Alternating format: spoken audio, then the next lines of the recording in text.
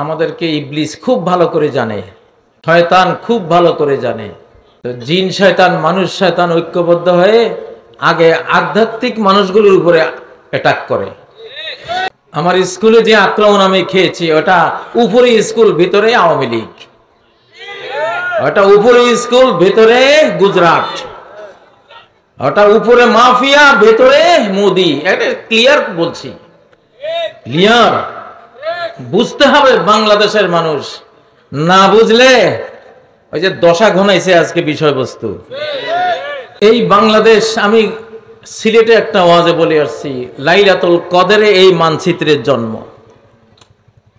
1947-এর 14 August, যেদিন British officer red cliff এই ভারত মহাদেশ ভাগ করে, একটা ভাগ ইসলামের কারণে, একমাত্র ইসলামের কারণে তারা মূর্তি পূজারীদের সাথে থাকতে পারছে না। তারা জুলুম করে, অন্যায় করে, খুন করে, রায়ট চাপিয়ে দেয়, হিংসা করে। মুসলিমরা ওদের ঘরে ঢুকলে ওরা ঘর সাফ করে, ধুয়ে ফেলে, ধুয়ে পরে গোবর দিয়ে লেপে। দুর্নাম করছি না, মানে এমন একটা পরিস্থিতি হয়েছে যে এই মুসলিম জাতি আর তাদের পার্শ্ববর্তী সেই জাতিটা একসাথে আর থাকা সম্ভব না। দ্বিজাতি তত্ত্বের ভিত্তিতে তখন দেশটা ভাগ হয়েছে। ভাগ শুধু ইসলামের কারণে, আর কোনো কারণ নাই। ভাগ শুধু কোরআনের কারণে, ভাগ শুধু আল্লাহর কারণে, ভাগটা শুধু মুহাম্মদুর রাসূলুল্লাহ সাল্লাল্লাহু আলাইহি ওয়াসাল্লামের কারণে হয়েছিল। ভাগটা এজন্য হয়েছিল যে জন্য কুরাইশ থেকে আলাদা হয়ে নবী মুহাম্মদ সাল্লাল্লাহু আলাইহি সাল্লাম মূর্তি পূজারীদের সাথে থাকতে না পেরে মদিনায় তিনি হিজরত করেছিলেন। সেই ইসলামের কারণেই এই মানচিত্র তখন পাকিস্তান নামে আমরা পেয়েছিলাম। যেই রাতে পেয়েছিলাম সেই রাতটি ছিল 14 আগস্ট 1947, রমজানের 27 তারিখ, কদরের রাত। আপনাদের এই দেশের জন্ম কদরের রাতে হয়েছে। আল্লাহু আকবার। বিশ্ব ইতিহাসে এমন কোন রাষ্ট্র আর নাই। গুগলে গিয়ে সার্চ করুন যে 1947-এর 14 আগস্ট মোতাবেক আরবি মাস কি পড়ে, তারিখ কি পড়ে। গুগলে সার্চ দিলে দেখবেন 27 রমজান বেরিয়ে আসবে, কদরের রাত বেরিয়ে আসবে।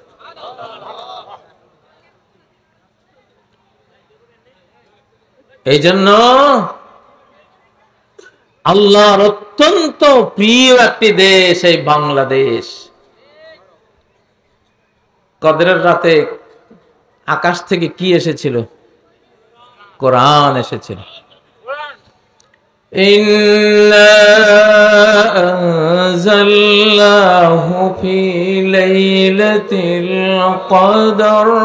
আমি এই কোরআনকে নাজিল করেছি মহিমান্বিত, অত্যন্ত গোটা রজনীটা সম্মানে ভরা, মর্যাদায় পরিপূর্ণ তেমন একটি রজনীতে এই সম্মানিত কোরআন নাজিল করেছি। আল্লাহু আকবার। সেই সম্মানিত রাতে এই পৃথিবীতে আখিরি জামানায় কোন দেশে এই কোরআনটা আবার আসবে, সেই রাতে যেমন কোরআন দিয়েছেন, সেই রাতে একটা দেশও আল্লাহ দিয়েছে। এই জন্য এই দেশে কোরআন দিয়ে যারা শাসন করেনি, কেউ কারো মৃত্যু শেষ পরিণতি ভালো হয়নি। আল্লাহর সাথে বিশ্বাসঘাতকতা করার কারণে আইয়ুব থেকে হাসিনা পর্যন্ত সবগুলি আস্থা করে নিক্ষিপ্ত হয়েছে। কারো পরিণতি, আমি বলতে চাই না পরিণতি ভালো হয়েছে, কারো হয় নাই। এতকাল পরিণতি খারাপ ছিল শাসকদের, এইবার পরিণতি খারাপ আসতেছে জনগণের।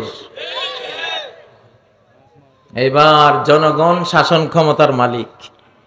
এই জনগণ যদি এবার কোরআন ছাড়া একটা ভোট যদি অন্য বক্সে দাও, তাহলে এই কোরআনের লানত তোমার উপরে পড়বে, তোমার উপরে আসবে।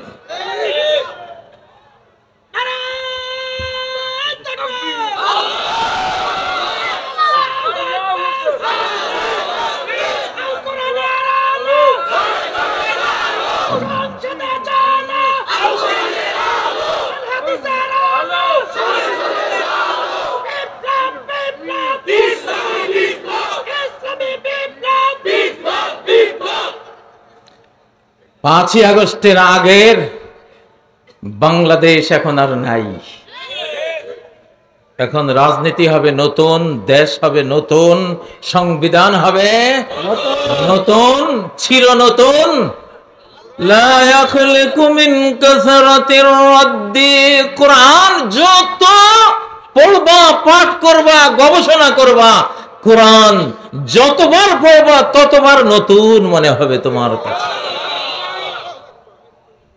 প্রতিদিন ভোরে নতুন হয়ে কোরআন আসে, আল্লাহু আকবার। নতুন ব্যাখ্যা আসে, নতুন তাফসীর আসে, আল্লাহু আকবার।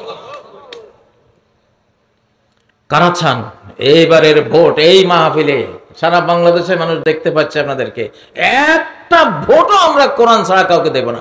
কারা কারা রাজি?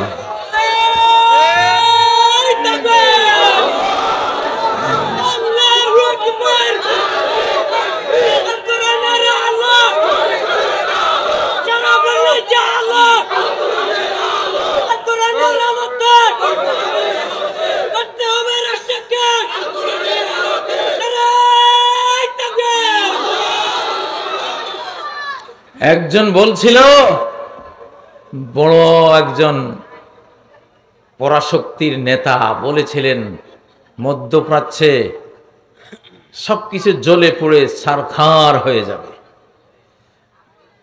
কোরআনের দেশ, আরব দেশ পুড়ে ছারখার হয়ে যাবে। আল্লাহর আরশ পর্যন্ত চলে গেছে এই কথার আঘাত। এমন আগুন জ্বালালেন উনি, আল্লাহু আকবার। এমন আগুন জ্বালালেন, সেই আগুন তো আজও নিবে নাই, নিভবেও না। আল্লাহর আগুন নিবানোর ক্ষমতা কারো আছে? টাইটানিক জাহাজের কাপ্তান বলেছিল, স্বয়ং গড নেমে আসলেও এই জাহাজ ডুবাতে পারবে না। সেই আল্লাহ আটলান্টিক মহাসাগরের মাঝখানে একটা বরফ খণ্ডের সাথে আইসবার্গের সাথে ধাক্কা লাগিয়ে দুই টুকরা করে ওই জাহাজকে কোথায় যে ডুবিয়েছেন, শত বছর খুঁজে কিছুদিন আগে বের করেছে। পারেন কিনা আল্লাহ? পারেন কিনা?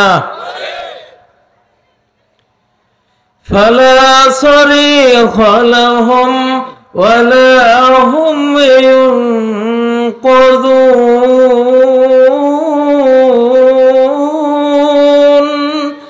যখন ধরা হবে চিৎকার দেবে, কেউ শুনবে না। টাইটানিক থেকে কত কামান দাগানো হয়েছিল, কে আছো ভাই বাঁচাও, কোনো আওয়াজ আসে নাই। আর কেউ উদ্ধার করতে পারে নাই। ও ভাইয়েরা, বাংলাদেশে কিছু দালাল নেতা, ঘৃণা লাগে এদের চেহারা দেখলে, গুদ্দা ফেটে যায় এদের কথা শুনলে। এরা 5ই আগস্ট থেকে কোনো শিক্ষা নেয় নাই। ভারত মূর্তি পূজার দেশ, এই জন্য তারা আমাদেরকে ঘৃণা করে। মুখে শেখ ফরিদ, বগলে ইট। মুখে শেখ ফরিদ, বগলে ইট। আমরা তো ওরকম না, আমরা মুখে যা বগলেও তা। আমরা কখনো এরকম না। সর্প হইয়া দংশন করো, ওজা হইয়া যারা, ওরাই জঙ্গি বানায় নাটক, জঙ্গি বানাবার নাটক করে, আবার ধরতে আসে জঙ্গি দমনকারী হয়ে। ওরাই জঙ্গি দমনকারী, সবই নাটক, ফেক, মিথ্যা, ফ্যাব্রিকেটেড। বাংলাদেশের মুসলমান খুব মন ভোলা, আবেগী মুসলমান, বেশি বেশি ঘন ঘন ভুলে যান, এই জন্য বলতেছি। দশা গনাইছে, দশা কি টাইম নাই, time short, signal down, line clear, train on line. কথা কয়টা? চারটা। Time short, signal down, line clear, train on line. এটা স্টেশন মাস্টারদের কথা। ট্রেন যখন আসে কয় যে টাইম শর্ট, আর বেশিক্ষণ লাগবে না, তারপরে সিগন্যাল ফেলে দেয়, সিগন্যাল ডাউন, তারপরে ওই একটা জিনিস ধরে টান দেয়, লাইন ক্লিয়ার, তারপরে কয় কি ট্রেন এখন রাস্তায় দেখাচ্ছে, অনলাইন লাইনের উপরে আছে। তো বাংলাদেশে আমি কয়েকদিন আগে থেকে যুদ্ধ ডিক্লেয়ার করে রেখেছি, যে ওয়ার ডিক্লেয়ার করে দিলাম। এই দেশের সকল ইমামরা অ্যালার্ট, হাই অ্যালার্ট, খতিবরা হাই অ্যালার্ট, সব ধর্মপ্রাণ মুসলিম, মুসলিমান নারী পুরুষ সবাই প্রস্তুত ইনশাআল্লাহ। যদি জনগণ এবার ভুল করেন তাহলে কয়েক কোটি হারিয়ে যাবেন, লাখ না। আবু হুরায়রার গোপন ব্যাগ এবং অনেক অতীতকালে লেখা নুআইম ইবনে হাম্মাদের কিতাবুল ফিতান, মুহাদ্দিসিনদের শত শত হাদিস ঘেটে যেটা সামারি, যেটা সার কথা, ওটা আপনাদেরকে বললাম।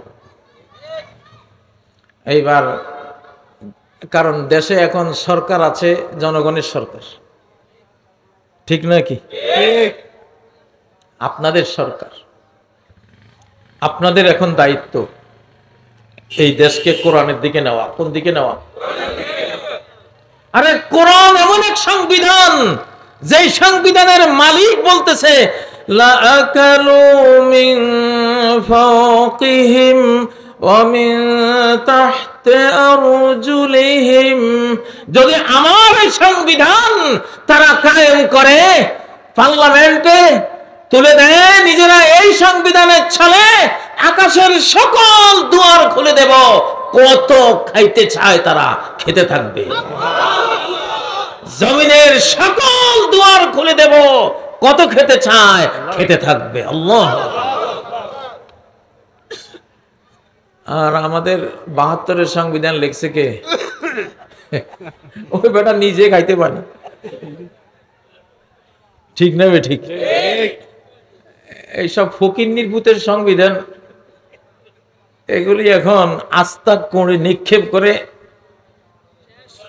শেষ করে দিতে হবে, ঠিক না? কি এই ৭২ইয়া সংবিধান দিয়েই তো আমাদেরকে ধ্বংস করে দিয়েছে, দেশটারে দাসদাসী বানিয়ে দিয়েছে, কলোনি বানিয়ে দিয়েছে, ঠিক না? কি ইসলামী শিক্ষা, মুসলমান জাতের শিক্ষা নাস্তা নাবুদ করে দিয়েছে, গোটা বাংলাদেশকে মূর্তির দেশ বানিয়ে দিয়েছে। যেখানে যান, শহরে নগরে যেখানে যান, মূর্তি। আরে বাবা, এটা কি মূর্তির দেশ? এটা তো মসজিদের দেশ, এটা মুহাম্মদ সাল্লাল্লাহু আলাইহি সাল্লামের দেশ, এটা শাহজালালের দেশ, শাহপরানদের দেশ, এটা কোটি কোটি বিশ্বের তৃতীয় বৃহত্তম জনগোষ্ঠী, মুসলিম জনগোষ্ঠীর দেশ। এখানে এত মূর্তি কি উদ্দেশ্যে? এই উদ্দেশ্যে যে তারা দেশটা দখল করে নিয়েছিল। দখলের চিহ্ন কি? এই দেখো, আমাদের দেশ না হলে এত মূর্তিকা, নিশ্চয় এটা আমাদেরই দেশের জন্য এত মূর্তি। বুঝেছেন না? এগুলি দখলের সিম্বল, দখলের আলামত। স্যাঙ্গামুড়া চিনেন? এই তো, এগুলি মূর্তি না, স্যাঙ্গামুড়া। জমিনের আইলে স্যাঙ্গামুড়া দেয় একটা চিহ্ন হিসেবে, যে এইখান থেকে এই পর্যন্ত আমার। ওনারা ওই দেশ থেকে এই দেশ আসে স্যাঙ্গামুড়া দিছে আমাদের। স্যাঙ্গামুড়া এগুলি সব সারখার করে ধূলিসাৎ করে দিতে হবে ইনশাআল্লাহ। এই তাওহীদের দেশে কোন নাপাক মূর্তি আমরা রাখবো না ইনশাআল্লাহ।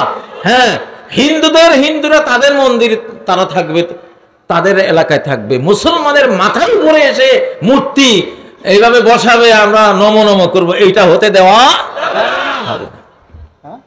আমরা হিন্দুর বিরুদ্ধে বলছি না, তারা তাদের মন্দিরে তারা মূর্তি পূজা করে, করুক, আখেরাতে তারা এটার বিচারে কি হয় সেটা তারা দেখবে নাকি। তাদের মন্দির নিয়ে আমাদের কোনো কথা নেই, আমরা তাদের মন্দির রক্ষা করব, কারণ তোমাদেরকে আল্লাহর উপরে ছেড়ে দিয়েছি।